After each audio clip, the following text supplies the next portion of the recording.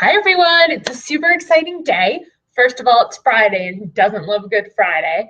It's actually Friday afternoon here in Colorado, so I'm going to head out for my run in a couple of minutes. And this is an exciting run because you may have heard yesterday I've been accepted to the 2017 Dana-Farber Marathon Challenge team. So I'm very excited about that. I wanted to take a couple of minutes to tell you why I decided to apply for that team. I actually feel a little bit sly because I kind of told everyone that I wasn't going to do it, which was my intention originally, but then I just had a massive change of heart with a lot of things going on in my life recently that inspired me to go ahead and take on this challenge. So we'll get there. I also wanted to say it's so great to see everyone again. I have been off air for several weeks. I had a bit of a vacation in there, so I had a fantastic time. I flew over to see some NBA friends in Abu Dhabi as well as in Amman, Jordan. I got to do some hiking, some exploring of different cities. I saw Petra, one of the ancient wonders of the world. You probably know that I basically live for travel and new experiences, so it was right up my alley. I also ran the Great North Run during that experience or that trip. The Great North Run, for those of you who don't know, is the world's largest half marathon. It takes place in Newcastle and Sunderland in the United Kingdom, and these areas have personal significance to me because I worked on a really awesome project up there with some colleagues who are near and dear to my heart, both from Meditech, my company, as well as from the client side of things. So it was really cool. I actually saw one of my old colleagues as I was running. It was just a great day. Weather was perfect. It was actually a bit hot out. I'd say maybe 80 degrees. And I was shocked because this whole race was uphill. Like I cannot fathom how an entire half marathon, 13.1 miles, can be uphill in the UK, especially when I remember on the beaches of Sunderland. I remember pretty flat walks, but yeah, and I actually did a lot better than I had expected. So I wasn't well trained, I was not well prepared for the race, and I ended up finishing in 2 hours and 8 minutes, and I actually felt like I could have gone a lot faster. I ended up running the whole thing, but there were 57,000 people in this race. So there's about 25,000 in the Boston Marathon, for comparison's sake, just massive. So I was held back the entire route. My goal was to push really hard and make it to 7 miles, but I went out there, I had a great day, and I was just able to carry on running till the end. So I'm really happy with that performance, although it still is not a time that I would like to post. So I'm also working to get back into better shape and perform better, which is actually a good segue into why I decided to apply for and run the Boston Marathon. So actually the first day I landed in the UK, I'd kind of been thinking about this for a while. I went to a Starbucks, I sat down, and I just pounded out that application. And what had influenced my train of thought prior to that was I had to withdraw from the Chicago Marathon. Many of you guys know I shouldn't say withdraw, I deferred it. I wasn't trained to the point I would like to be at, but that actually was not my motivation. I am driving cross country on Columbus Day weekend. That's also the weekend of the Chicago Marathon, but I'm moving out to Colorado with my dog, at least for the next several months, to work in a hospital out here. So it's a really exciting engagement, and I have had mixed feelings about it, if I'm honest with you. So I don't like the idea of being away from my nephew who is soon to be born. I also have been working really hard to build relationships and friendships and reconnect with old friends who have been an important part of my life back in Boston. So I don't like the idea of coming across as shallow, as of having come back, having tried to reestablish strong friendships and leaving quite early on. So I'm hoping that people can understand it's for work and it's something that that bothers me.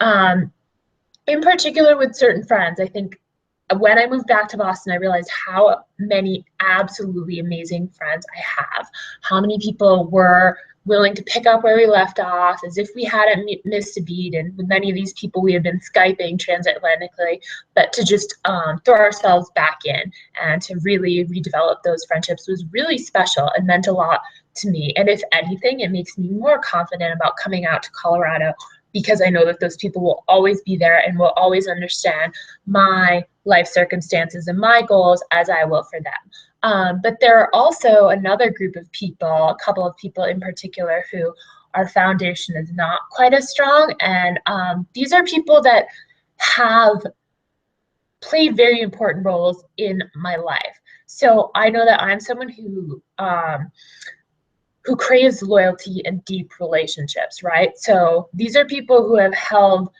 partnerships, work partnerships, close friendship partnerships, yet we've hit rocky territory. And these are people that, as I was away and I was reflecting, I really came to appreciate how much I value them and how much I want them in my life.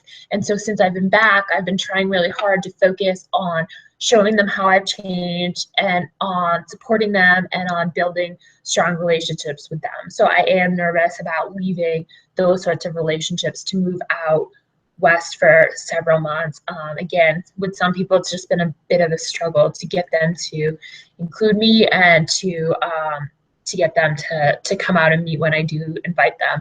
So anyway, that's how I'm feeling about the move to Colorado, but I am also focusing on the positive side. So I've always thought of how cool it would be to kind of abandon work pressures and to go and just focus on training for many months. And if you're not aware, many athletes looking to improve their performance will actually go to high altitudes to reap the physiological benefits of training under difficult conditions.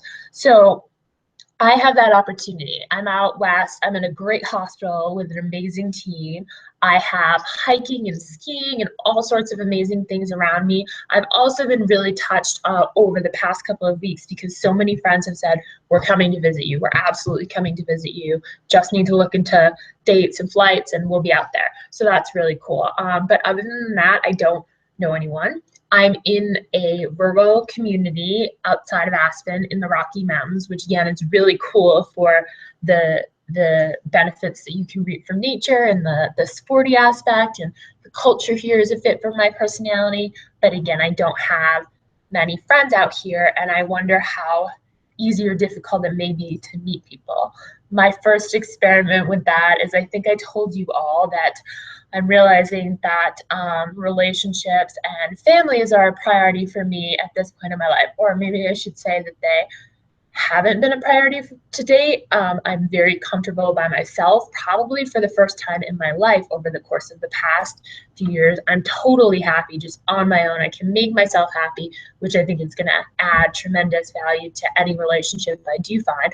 But at the same time, I wonder how long I should go with this consulting and traveling life that I love. At some point, I think I need to put in effort if I want to build a romantic relationship, which again has always really throughout my life been one of my deepest personal goals that I guard quite closely. So not to say it's something I need to go hunting for. I don't believe in that, but I realized that being on the road really makes it impossible to have any sort of relationship. I had a recent experience where I was dating someone and I think he thought I was like blowing him off and not interested just because I was so unavailable, and that wasn't the case. I was actually really impressed by him, very interested, but I'm traveling all the time for work. And if you think about it, so all the things that you guys do, food shopping, laundry, paying bills, all the small tasks that you can do throughout the week,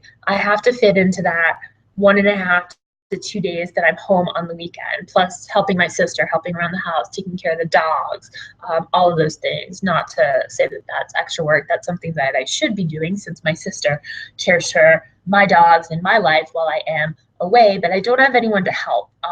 So yeah, like oftentimes the people who work for the same company as I do are a lot older, they're married, they have a husband at home or a wife at home who can help do some of those things, do the laundry while they're gone, pay the bills while they're gone.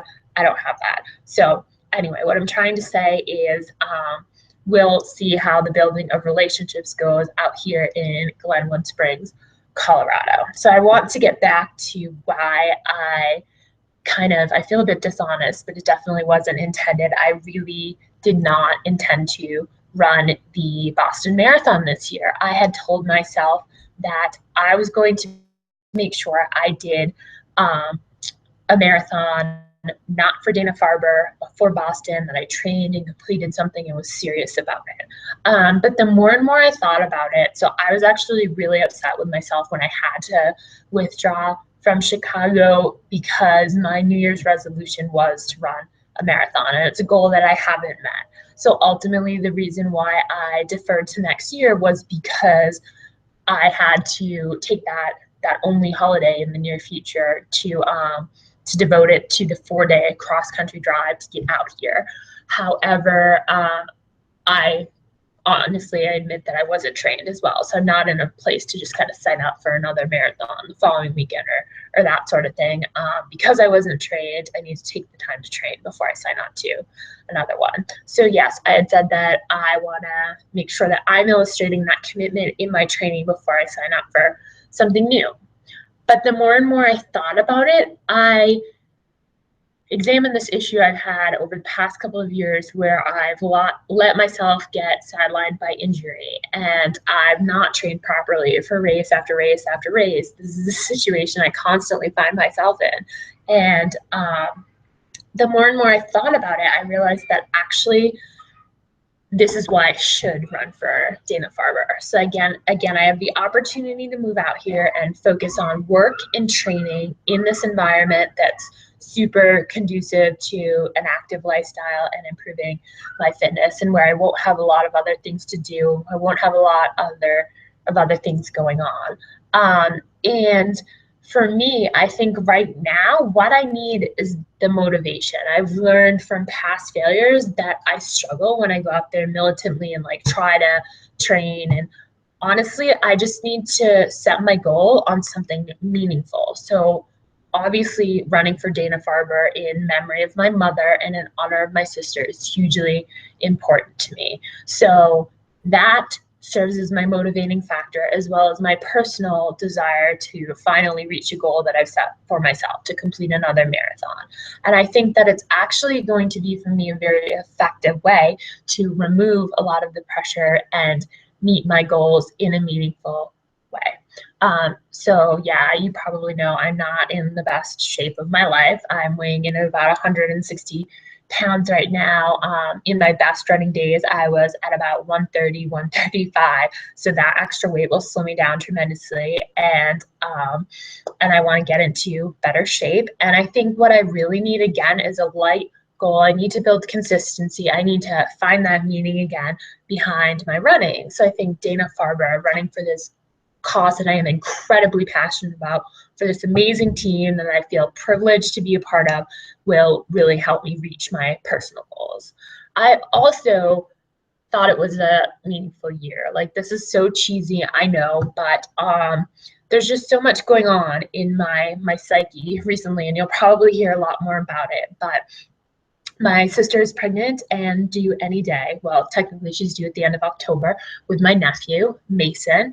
And my mom's number one goal throughout her life, like, I just remember her being so excited to be a grandmother. And obviously she didn't get to live to see that experience, but I want to, part of my self-identity, I think, revolves around taking care of my sister and trying to help her to the best of my ability in the absence of my mother.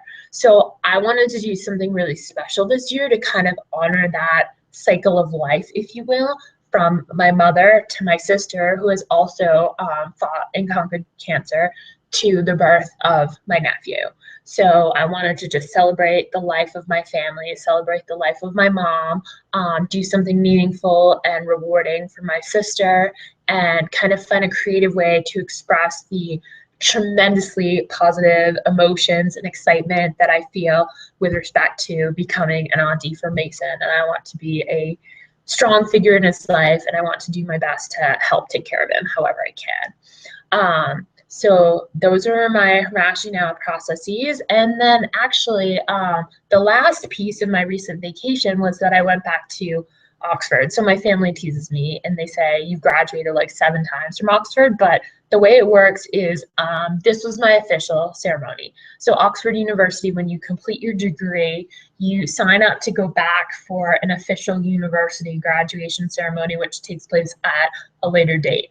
And because of that, because we wouldn't graduate at the time we actually finish our program, you have to go through a review process, and like the proctors, which are like this body that like governs everything at the university, from discipline to awarding of degrees, to make sure that it's all tightly regulated and they're not giving degrees to people who don't really deserve them, haven't fulfilled the requirements. You have to have someone advocate on your behalf that you're ready for the degree. So anyway, it has to go through proctor review, and it takes a while.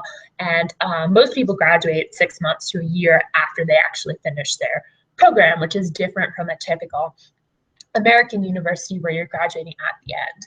So because of that, the MBA program that I did actually conducts end of year ceremonies and then graduation ceremonies at the end of the program. They call it a farewell dinner, and in a way it's a graduation. It's the last time you'll be with your class. So in Oxford, you're part of the program, the degree that you're studying for, and you're also part of a college. So the colleges are the equivalent to the different houses in Harry Potter. Like, that's where the idea for the Harry Potter houses came from, is from the various colleges in Oxford. So you apply and you become a member of an individual college, and in that college, the college is responsible for your welfare and your housing and that sort of thing.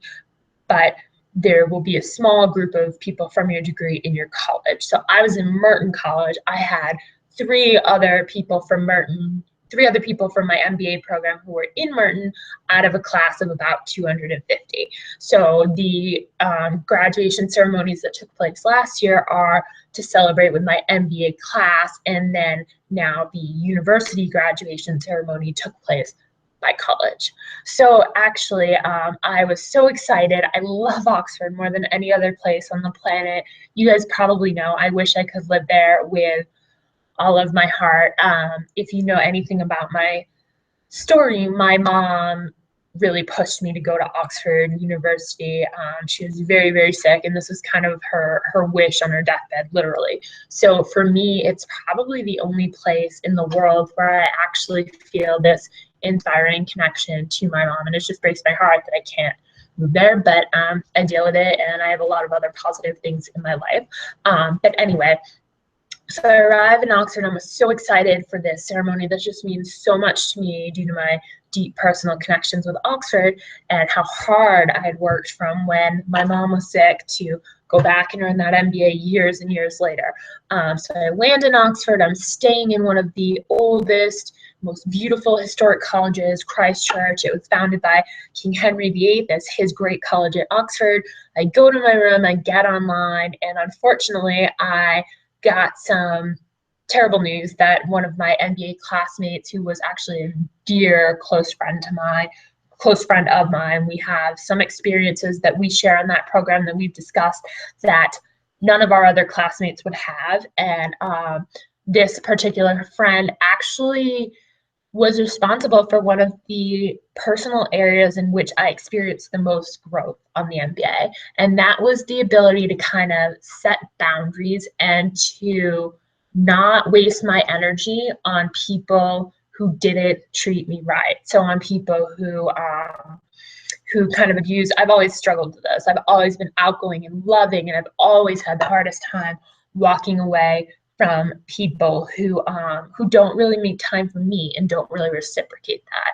And this friend taught me how to not let people like that get to me, at least to a certain extent. I think I'll always struggle with it, but I've become much better at it over the course of the MBA. I've learned that if people are going to behave with characteristics that just are despicable and not acceptable in society, that I don't have time for them in my life. And I've also learned to extend that to a more milder intonation, where people who don't make time for me, I need to learn to kind of deal with that and not let it upset me. So yeah, it was really upsetting for me to hear that this friend of mine had cancer again quite young, and I just kind of froze over. So at that point, I had already submitted my application, but I think for me, it's even stronger motivation to go through and excitement about being a part of this team. And even more so, I was so impressed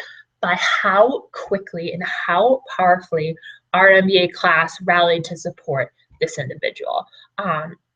Yeah, so those are my motivations for, again, shifting my mindset and deciding to apply for Dana-Farber. I think to summarize, it's a reshift of priorities. What are my priorities in running? And they are to do good and to inspire others and to make a difference in the world.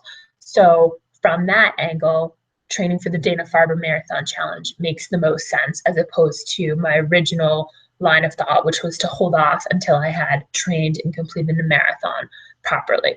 Also kind of spinning off that from a personal level, removing pressure and just getting out there and just doing it. The thing is, when you're running the Boston Marathon, you're doing it as a part of a team of 550 plus people for such an amazing cause. You just need to finish. And so I think just finishing, even if I walk parts of it, even if my training is rough, I need to prove to myself that I can do this. Also, again, as a child who has experienced difficult situations throughout my life, I need to show myself and others that I can overcome. I want to be an inspiration to other people. So I want to show them that when they're struggling, tackle an enormous challenge and work towards it and build consistency, and you can really do anything. And I thought that by running for Dana-Farber, I would hopefully gather a community of people who believes in this sort of ideology and mindset and will support me and help me build momentum and garner inspiration to impact the lives of others. And then again, the fact that I'll be out in Colorado, focusing on my training, it's the perfect time, the perfect environment. And then I also want to add the fact that through my Beachbody coaching business, now that I'm running for Dana-Farber, all of my income. So normally when my clients purchase products from me, I get a commission check. So all of that commission will actually be donated to the Dana-Farber Marathon Challenge. And this is hugely important to me because, again, like, it's very important to me to keep impacting the world, keep doing good things that are meaningful and that help others. So this is a great way for me to do that. I know we're facing the end of the year challenges with health and with the holidays coming up. So it's a great time. January 1st tends to be a time when people buy new programs. I can't recommend Beachbody highly enough, especially for those who need limited time and for those of you who have struggled with eating. You know, it's totally changed my life. So I'm hoping others will be open to giving it a try at the end of the year and the start of next year. And I think it's awesome that you can do this and you can have the proceeds benefit such an amazing cause. I also wanted to, again, to keep summarizing my reasons. I'm not the most concisely, I'm a verbose person, I talk a lot. So anyway, again, it's a special time for me and my family, and I wanted to just channel that motivation into something meaningful and positive and start setting good examples for Mason from day one. I'm really hoping that he will actually be there to watch me complete the Boston Marathon. That would be so exciting, make me so happy and run faster, because I'm sure it would be adorable, although I haven't met him yet. Okay, I'm gonna stop there. It's time to get in that first training run. And again, in terms of my vacation and experiences and my thought process recently, you can look for more to come soon. All right, thanks everyone.